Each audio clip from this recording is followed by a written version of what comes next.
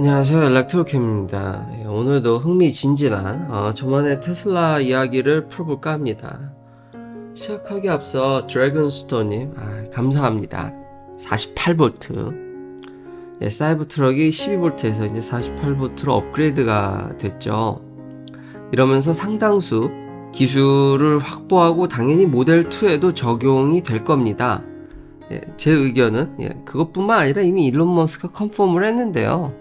3랑 Y 당연히 다 부품이나 이런 거 원가 절감의 달인인 테슬라인데, 앞으로 48V 시스템은 사이버 트럭뿐만 아니라 이제 모델이 체인지 된다라든지 체인지가 안 돼도 언젠가는 금방금방 전 모델에 쓰일 것으로 보여집니다. 당연히 드래곤스톤의 의견에 적극 동의하고요. 그뿐만 아니라 이제 신형 만약에 이제 저가형 모델까지도 당연히 48V입니다. 여기에 대해서 제가 좀 찾아봤는데요. 이게 테슬라가 그럼 최초냐?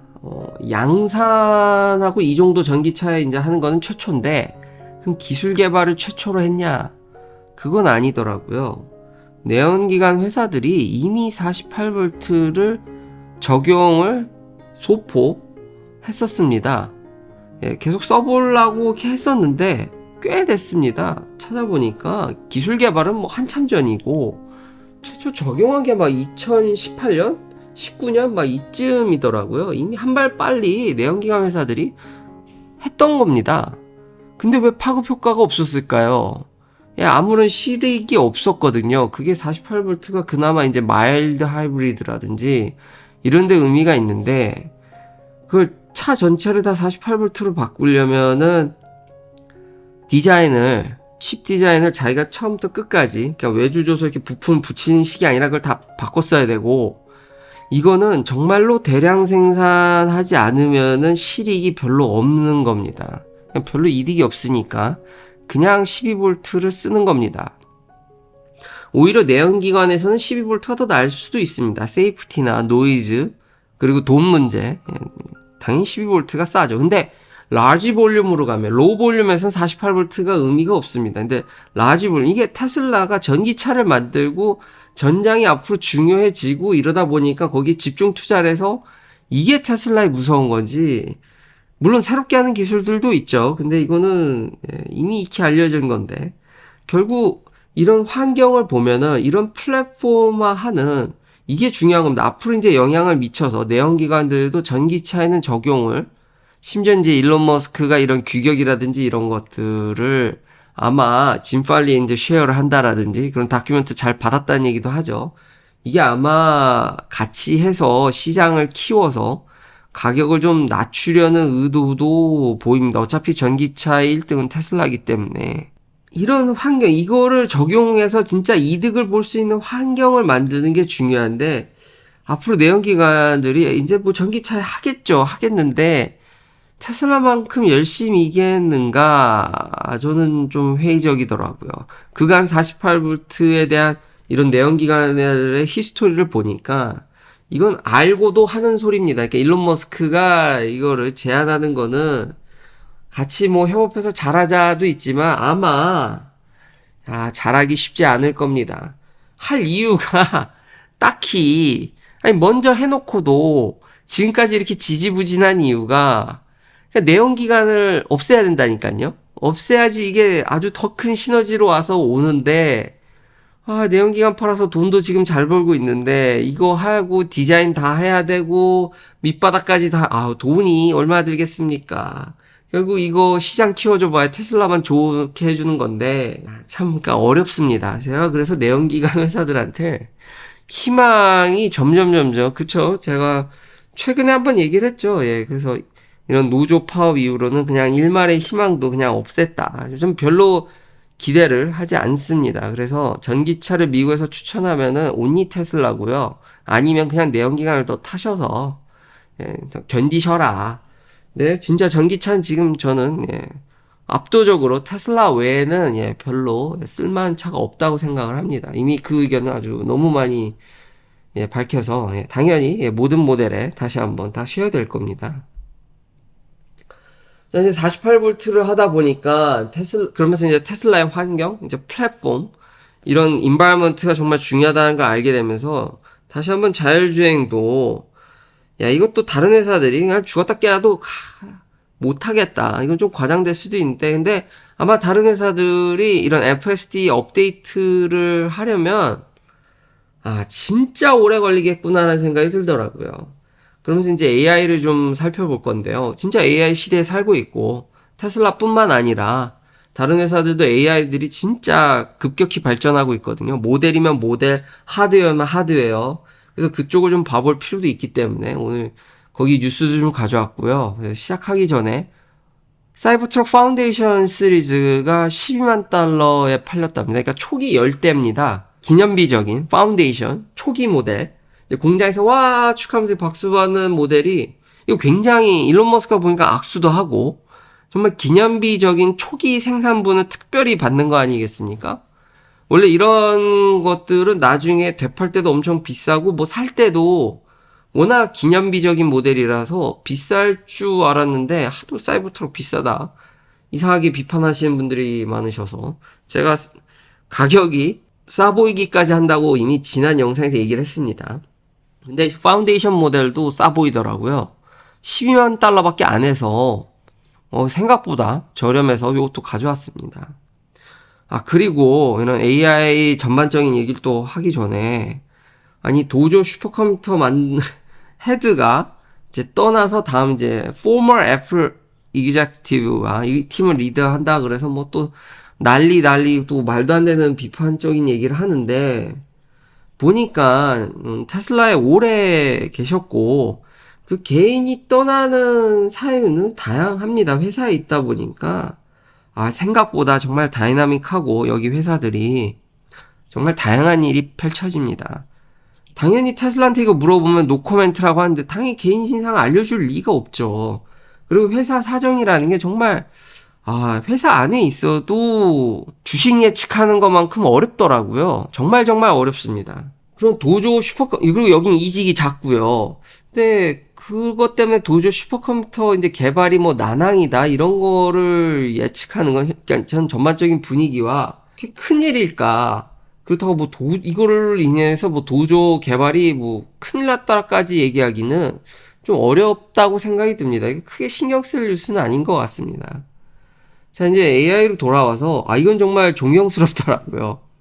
세르게이 브린이 창업자거든요. 구글 창업자 중 하나인데 핵심 멤버 중 하나인데 이분 재산이 엄청 많습니다. 당연히 구글 창업자들 중 하나인데 거기다 핵심 멤버인데 어쨌든 대단한 사람인데 재산이 100조 대인가요?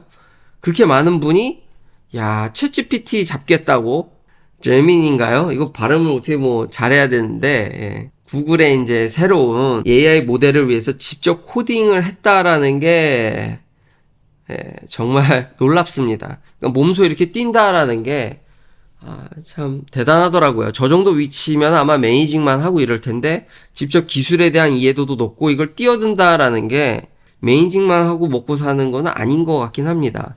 그래서 이제 GPT-4보다 대부분 이제 성능이 좋다고는 하는데 제미니 울트라를 했을 때고요. 이거 프로도 있고 라이트도 있고 다양한 버전도 있고 바드가 이제부터 바뀐다고는 하는데 이미 아직 울트라가 뭐 그렇게 나돌아다니는 건 아니니까요. 본격적으로 뭐 상용화된 건 아니니까 나와봐야 알겠죠. 근데 소비자들은 좋지 않을까.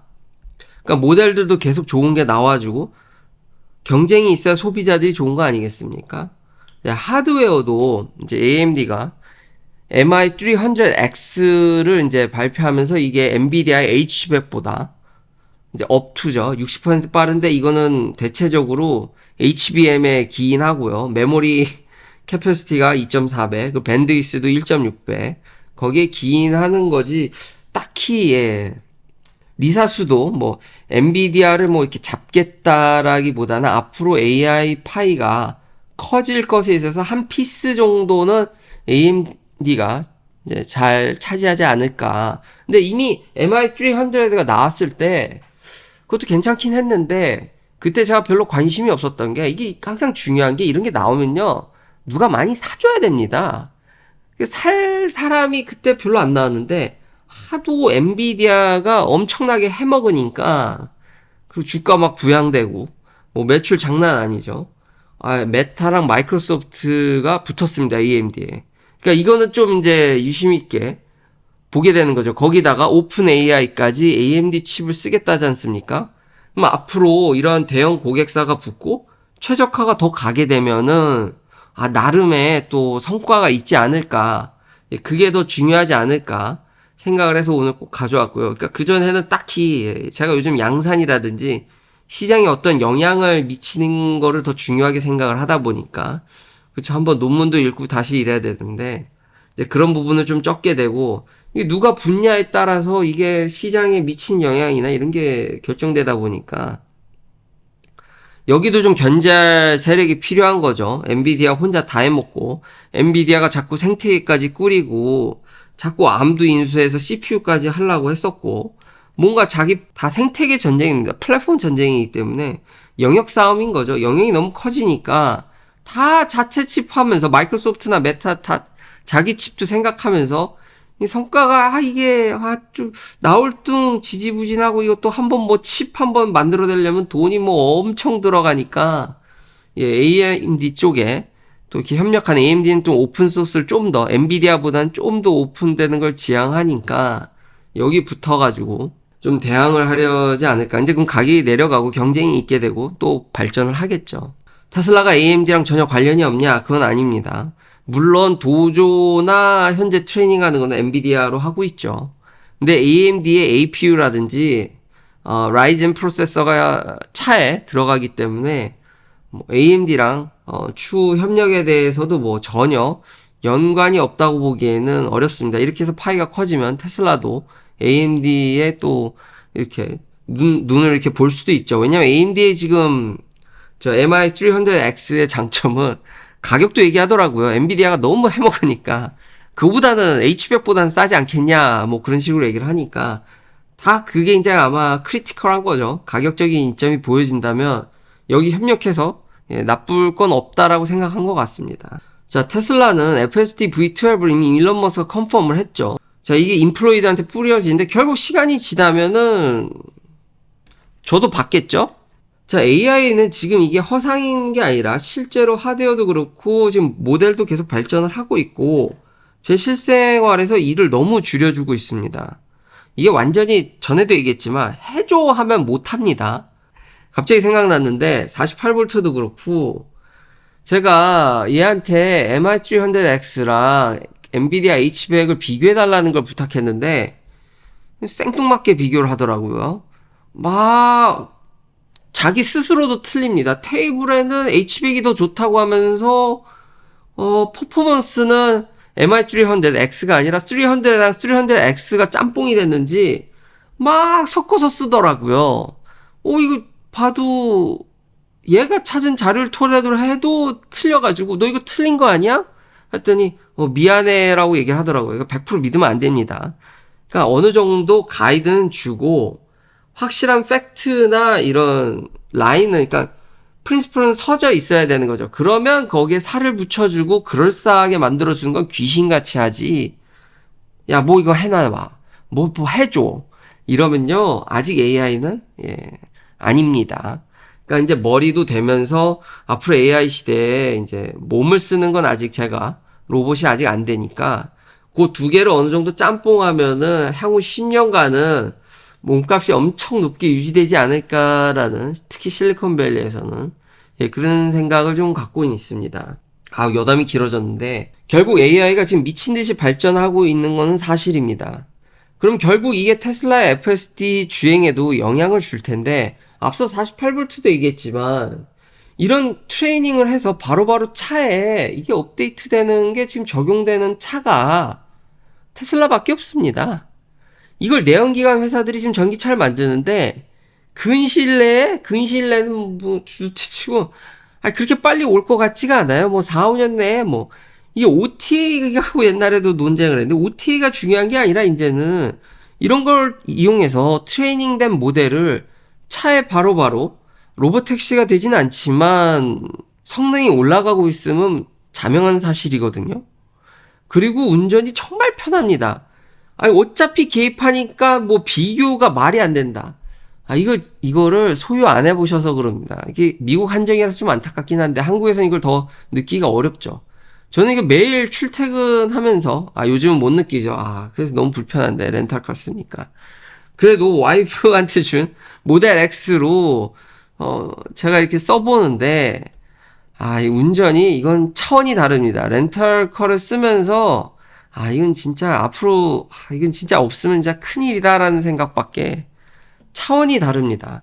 그리고 모델이 좋아지면 좋아질수록 요즘은 그렇게 크게 점핑하는 거를 못 느끼지만 V12가 오면 그걸 느끼지 않을까라 또 이런 테슬라 다운, 일론 머스크 다운 또 제가 이런 입김에 또 항상 이렇게 휘둘리는데 그래도 나아지는 거는 있고 이게 바로바로 여기에 영향이 있으니까 이런 생태계를 꾸릴 수 있냐라는 거죠.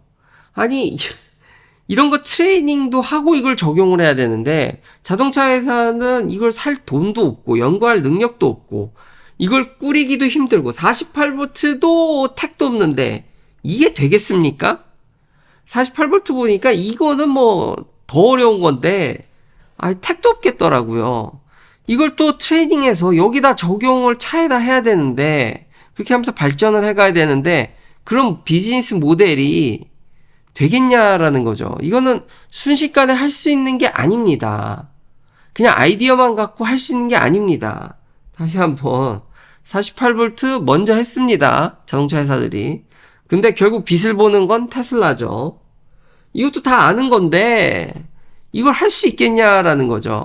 앞으로 과연 자율주행이나 이런 거를 발이나 들일 수 있는지 당연히 프로토타입 만들고 일부 택시 만들고 이런 건 가능하겠는데 과연 대량 생산해서 가격을 다운시켜서 이런 규모의 경제를 이루고 이런 일련의 루프를 설계할 수 있을지 저는 가능성이 없다고 보여집니다. 진짜 이렇게 돌아가는데 AI는 계속 발전하고 이러는데 이걸 과연 자동차 회사들이 아마 구조조정을 하고 아마 정말 뼈를 깎는 노력이 있어야 되지 않을까. 지금 내연기관 파는데 너무 그 꿀단지에 빠져서 딱히 48V도 그렇고 이런 생태계를 꾸리는 게 너무 격차가 지금으로선 너무 많이 벌어졌다는 생각이 듭니다.